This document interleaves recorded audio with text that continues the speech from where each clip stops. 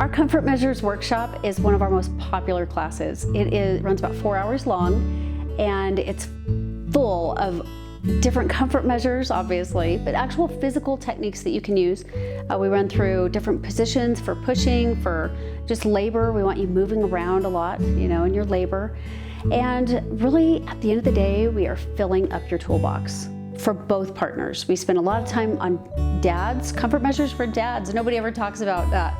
We always just think of comfort measures for moms. Dad has 2 pages in the workbook for this. You actually get 2 books with this class. You get a perfect little booklet with all these positions and different things that we've just mentioned, but you also get a relaxation manual, and it is so beautiful, and it has about 18 different exercises.